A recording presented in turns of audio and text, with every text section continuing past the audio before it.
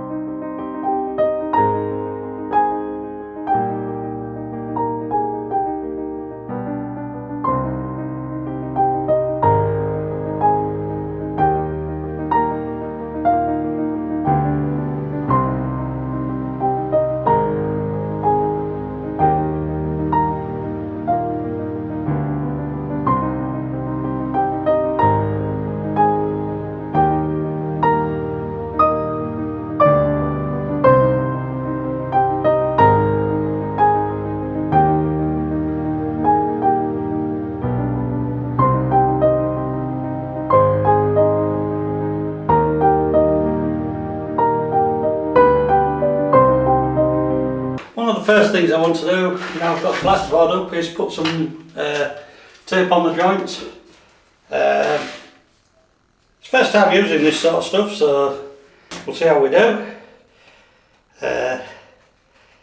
First thing I've got to do is get into the roll of tape. There's no sort of, I can't feel any end to it, so we'll get there eventually, I would think. So it did take me a little bit of messing about and yeah, to get into it, but I finally got in.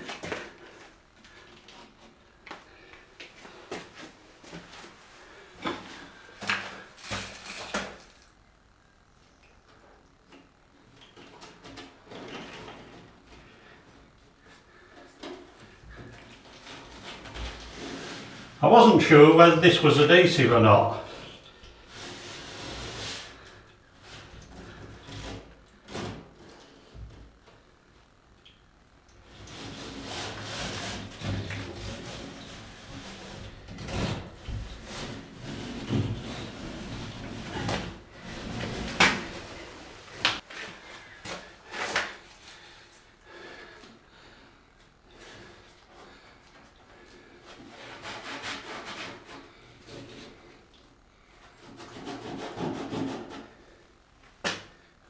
Scissors are on the floor and I can't reach it.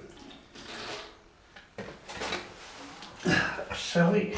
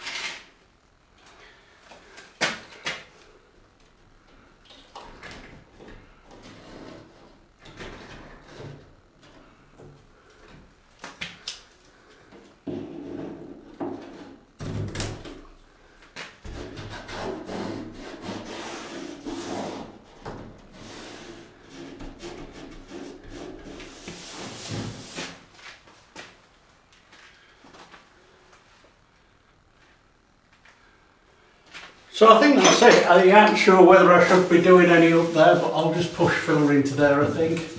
Because I don't want scrim tape coming onto the roof. I think it's just for joining the plasterboard, so that's what I'm going to do. So I've got plenty left for me next wall, because I've got a couple more to do. And we'll see how we go there.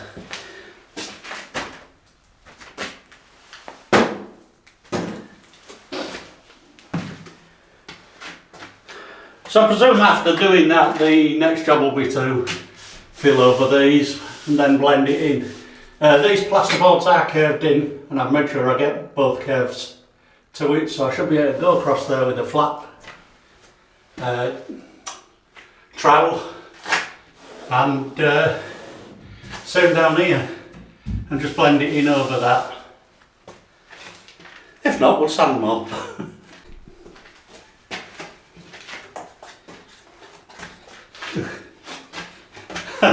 Typical. I've got the biggest tub we've got and my thing doesn't fit inside it, so I'll use a smaller one and then smooth it out with that later. I hope.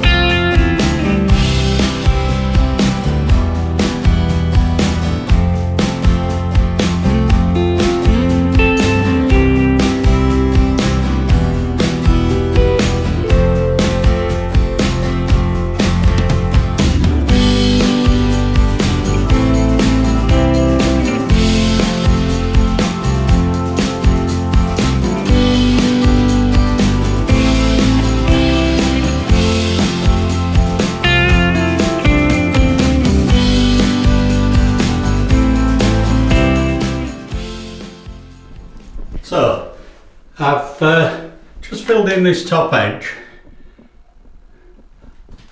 and down this side as far as I need to. I ain't too worried about the little gaps in the top edge. Don't know whether you can see them, there's one or two there. I actually intended filling all this with decorator's caulking round the edges of the walls, the ceiling, and up near the door anyway. But as I had some filler left, I thought I'd push as much as I could in. Saves me using as much decorator's caulk, to be honest. So we'll leave that to dry, give it a sand off, and then we'll put some decorator's caulk down the side. Again, not worried too much about the bottom. It'll be getting some skating board or something of that nature, and this will be getting cleaned off, and obviously architrave over there. So yeah, that's it for now. So we're just bringing the corn stalks up after cutting them. They've been left down the bottom for a while, so quite a lot of them are starting to dry anyway. But we're just spreading them out just to get the rest of it just to dry off. As you can see, there's still some a bit green there. Yeah, it's quite a lot up here, and there's still quite a lot on the land. Where it grew, we just cut it and dropped it. So now we're clearing it, bringing it up here, spreading it out so it can dry. Then we'll bundle it and store it for winter. As you can see, these patches and bits spread around still need picking up and moving. got quite a lot from that side just to take up and go around onto the land. These bigger ones, most of this is all food for the goats in winter. These bigger ones, when they grow some corns inside there, that'll be broken up and used for the hens. As you can see, there's one or two just starting to crack open now, so we'll see what happens there. Having never grown corn before, I don't know. So I've recently ran into a small issue where my door isn't closing properly, so I'm going to have to open this up and have a look at the lock with Dad's help. So this one is a little bit awkward because the only screws are actually on the other side of the door, not on both sides. We're just going to split this in half. Ellie Rosie's just taking the 2 screws out. She's already got one out. Then we'll just carefully pull it apart.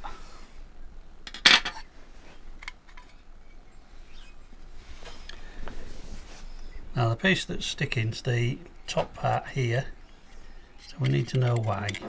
Screws in the wrong place by the look of it. Looks like the spring's not very good. Yeah, and the spring here. So we'll just take the mechanism a bit further apart and see. So what we can't see it. So what we think is this piece here has been sticking, and also this spring was loose. So we're just going to put a bit of grease around where everything, where all the mechanism works, just to see if that helps a bit. So I've just put a bit of grease on all these slides. This slide here, the little bits what twist, and this bottom where it slides on this mechanism. And we'll put it back together and make sure it works okay. So we'll just test it works okay. I'm just using a screwdriver in the square hole, and that's it springing back in and out okay, so hopefully that'll work.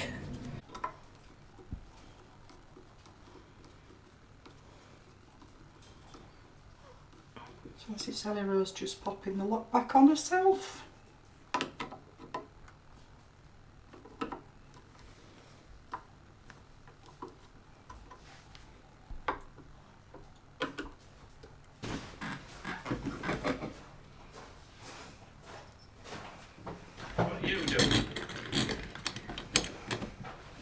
Being a menace and getting in the way. That's Dottie we're talking about. Beautiful door handles.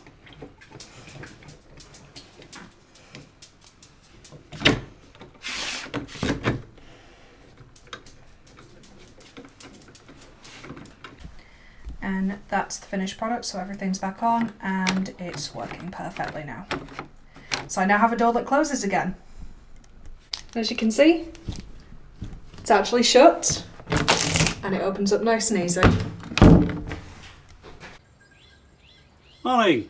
So this week we've received this new camera from Reolink. It's the Go Ranger PT. It's a wildlife camera. As you can see, it comes with mounting brackets, the camera itself, an aerial and a solar panel. It's a 4G camera. It obviously takes a SIM card and can be used anywhere where a mobile phone can be used. So I can put it anywhere around the land or anywhere where I want to fit it. So the setup's fairly easy. You just scan the QR code which is on the bottom of the camera, and when you've done that it just takes you through a setup procedure. I've already done that, so we'll just fit it all back together and we'll mount it somewhere down the land. So as you can see, that's the camera mounted, pretty well camouflaged I think. Not necessarily when you're close up, but when you're quite a way away from the land, up the land, you can't see it at all. So yeah, next thing to do is try and mount this solar panel somewhere where it's going to get some light, but it's got to be close enough by so that the wire reaches, although they do give you a good long length of wire. So yeah, we'll do that and then we'll show you it working a little bit.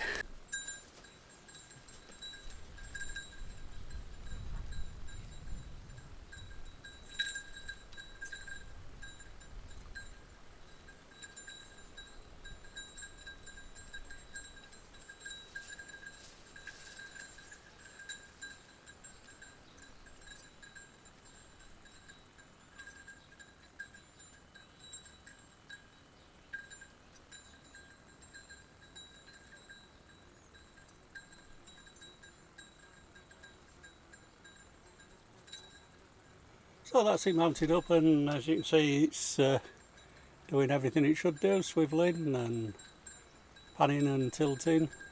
I've just got to run through the setup to get the stop points and things like that, but yeah, that's it up. And that's the solar panel just stuck out between the branches there, as you can probably see. From the back it's very well camouflaged, so you can hardly see where it is. It's a bit sunny there, so I can't show you anywhere.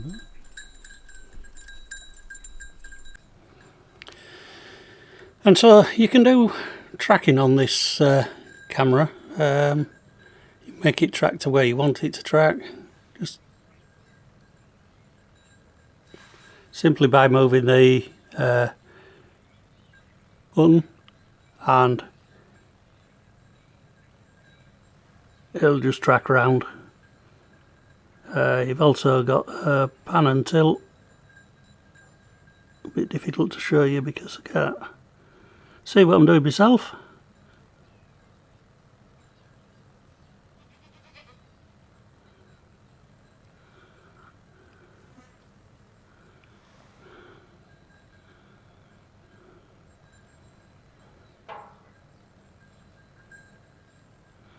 Too many reflections, I think.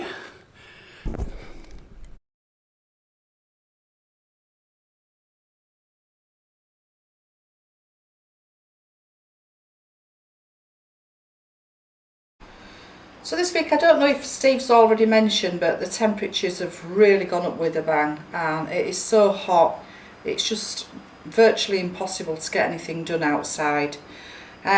So I'm actually cooking outside. I'm going to do a chicken in the air fryer, and I'm going to take it and plug it in on the patio. So first of all, what I want to do is just on a piece of tin foil,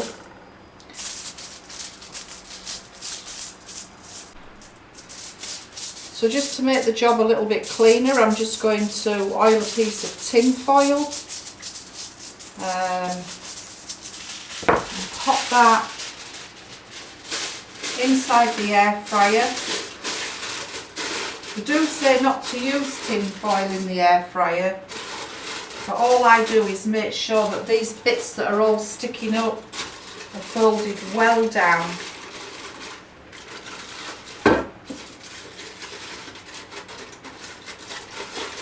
So they don't get caught on the element inside the air fryer. I have taken this grill out that you use for air frying. Obviously that lets your air circulate and gets rid of any fats from like chips and things like that.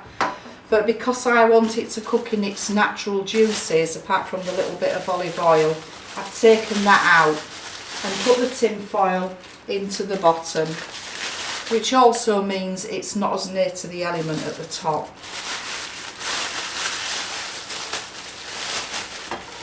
So in Portugal, when you buy a chicken, you get the feet and the neck and the gizzards, and you sometimes get the head as well. I'm just checking we haven't got the head.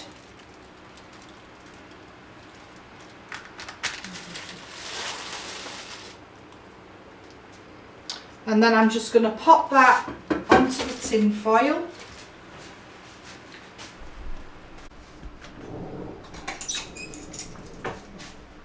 So I'm going to put just a tiny bit of salt on, just to bring out the flavours. I've got some paprika, sweet or smoked. I prefer smoked, but I've only got the sweet at the moment. I'll give a sprinkle of that. A couple of crushed cloves of garlic, and I've just picked a fresh sprig of rosemary. Smells absolutely gorgeous, and I'm going to pop those on the top as well.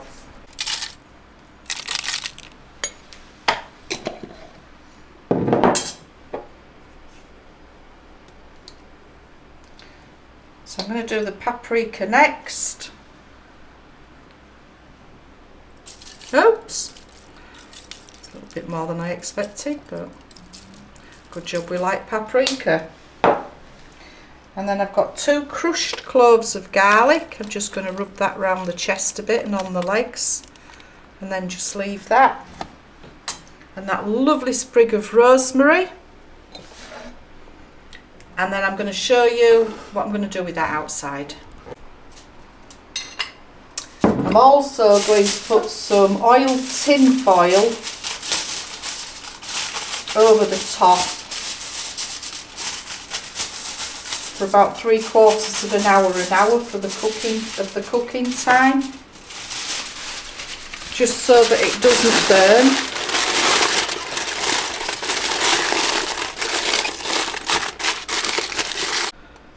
Because obviously with it only having an element in the top, it's going to burn the top before the chicken's actually cooked. So I'll cook it like that for about an hour on about 200. I'll just show you now.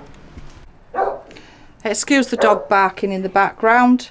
So roast tells you it's 190. I'm going to put it on about 200.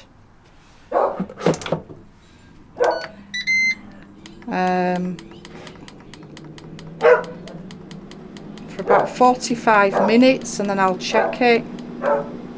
So this is my kitchen set up now for the summer because it's far too hot to cook inside. So I've got a socket there, and I use the air fryer, or I've got a 1-ring, what is it, Steve? Halogen induction hob. So I can use that as well, and we've also got the barbecue, as you can see. When we can use it. When we can use it. It's just too hot. So hopefully that'll do for tea tonight, and then we'll probably get sandwiches off it as well for lunch tomorrow. So you know we've got a lovely farmer on one side, Ardolino, who helps us a lot and gives us lots of fresh produce as well. Well, we share with him now because I've been giving him some of ours. And the land at the other side of us, they don't come very often. They work in France, but they're here at the moment, and they've bought us this beautiful big bowl of plums. So I might just do a plum crumble tonight, and then, well, later on today, and let it cool for tonight and have it with ice cream. Not sure what we'll do with the rest. We'll definitely eat some of them. Some might go to do jam. I don't know, because there's quite a lot. So I put the air fryer on for about 3/4 of an hour. I'm just going to have a look and see how the chicken's doing.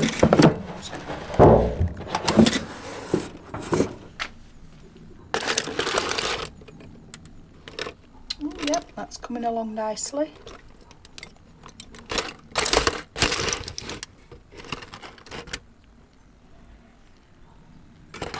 Just going to have a little stab at it and see what it's like. So it's only a small chicken, so I'm going to cover it back up, put it on for 15 more minutes, and then uncover it and crisp it up. That'll probably take about another 15 minutes. So here we go.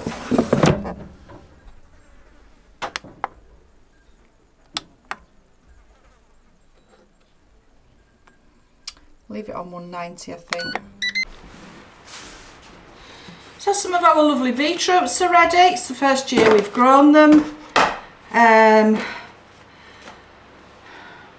What I did was I roasted them in oiled foil, put a little bit of salt on, wrapped them up, and again I cooked them in the air fryer because it's just too hot to put the oven on. Opened them up, let them cool. I think they took about 40 minutes in the air fryer on about 200. Let them cool, And then I had an appointment, so I had to go out, so I had to pop them in the fridge yesterday. So I peeled them before I put them in the fridge once they'd cooled with gloves on. So I'm now going to pop the same gloves back on.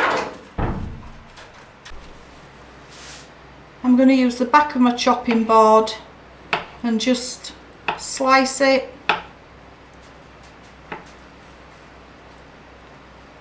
I'm not too worried if the back gets stained.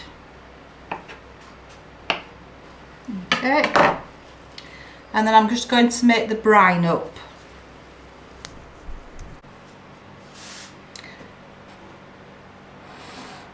So I'm going to use 1 cup of fresh spring water.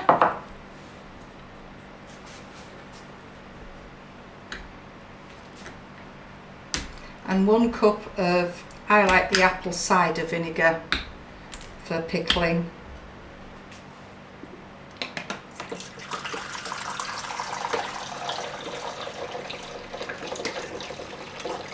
But before I pop that in, I'm just going to add my salt and the sugar. I'm going to put 1 of each in because I like my, so that's a tablespoon by the way, sorry. I like my beetroot a little bit sweet.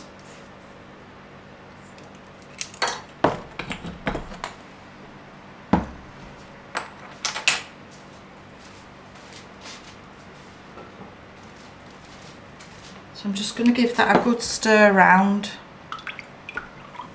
to dissolve it.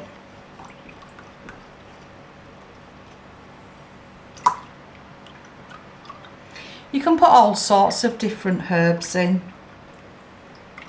Some people put mustard seeds in, as you've probably seen other people do.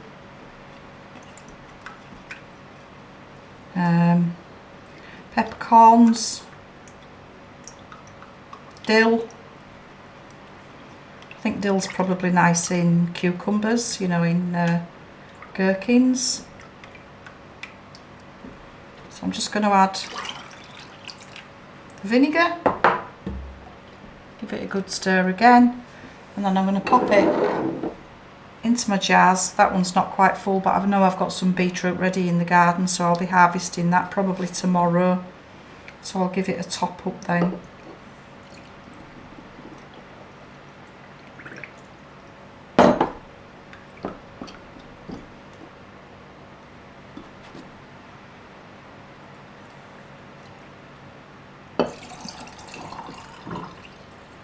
Yeah, by the time I get the more beetroot in that, I think I'll have enough of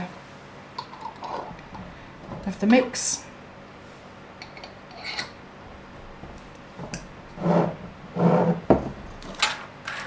I don't water bath mine or anything. I think with it being a vinegar solution, it will just keep, certainly for as long as it'll take us to eat it. And that's it for today.